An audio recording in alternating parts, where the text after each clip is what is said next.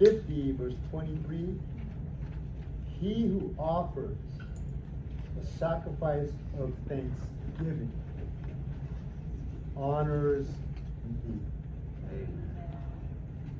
You hear that? It says, he who offers a sacrifice of thanksgiving honors me. That's why we praise him. That's amazing. So we just want to welcome everybody in the mighty name of Jesus Christ. Hallelujah. Hallelujah. And for those that, if this is your first time, basically what we did today, this is basically a workshop. It's not like our Sunday normal church gathering, but maybe some of you might think that is. But it's not really our church. Well, we are at the church, but to gather, but it's not a normal sense of how, people have worship and then they have a preacher and all that. This is actually a workshop, okay? It's like Paul had a school. It's called the School of Tyrannus, and he taught his disciples. So this is like just a time of like a school, a workshop. And so for those that are first time here, this is just an opportunity to exercise your vocal cords, just your voice that the Lord's giving you to give Him thanksgiving. Because in the body of Christ, you're not able to do that really when you're worshiping together. Is that true or not? Yes. Hallelujah. But here, it causes us to, and many of us are conditioned not to. So this is trying to allow you to exercise your spirit so that you can really worship Him, okay? And it'll help others to worship Him too. Because it says this, he who offers a sacrifice of thanksgiving honors me. I mean, that's the least we could do. Once a week, we worship Him daily, but, and so, what an opportunity that we could do that, right? Sure. I mean, this is a great opportunity to take advantage of this, because it's all about Him anyways, right? Amen. So it's just a practice. Okay, it's just a practice that we're doing. But last night at our assembly gathering at the Sia, in our home, we had an amazing worship. For those that were able to make it, would you agree? Hallelujah. Were you there, right? I was. Oh, good. I was happy too. I was blessed. Yeah, that's right. You were preaching. No, it was so powerful. It was as if, like Omar, you said, like there was like 100 people there.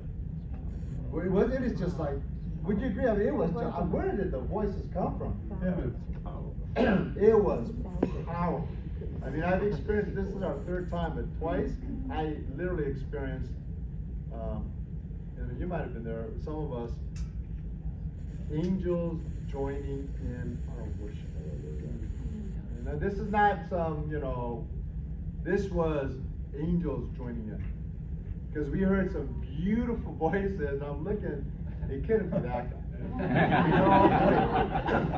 But I was really good. Maybe he was holding out, you know what I'm saying? But I gotta tell you, it was amazing. It was amazing. And I just, last night, I don't know where all those voices came from, but it was like, it was just powerful. But anyways, I just wanted to share that with everybody because the Lord's opened up an opportunity, and we're going to add 5,000 more square feet. Amen. So October 31st, hopefully, well, we know for sure November 1st, because on October 31st, we usually have a yearly event called Awakening and Awareness, where it's a kind of it's not crazy or wild, because you might think it's a mass group healing and deliverance. Amen. Okay, and we have it every year, and people do get healed, and people do get delivered, but it's not weird. It's not like this weird stuff. I mean, the Lord really covers it tremendously. Okay, so we're looking to do it again this year. The first time we did it, we've done it every year. This will be our fourth time, right? 4th year? Yeah. Yeah, the first time we did it at Paul's Event Center at the Galleria. We had a lot of leaders tell us not to do it, Christian leaders, because they feared for us that the enemy would just retaliate and stuff like that. But we did it every year. I mean, we had leaders tell us, don't do that, man. You don't know what you're getting into. And I go, maybe I don't know what I'm getting into, but I do know my job. You know what I mean? Right. So that also matters to me, you know what I mean? And all of us, right? We prayed for the time, we walked around the facility, and it was amazing. It was powerful.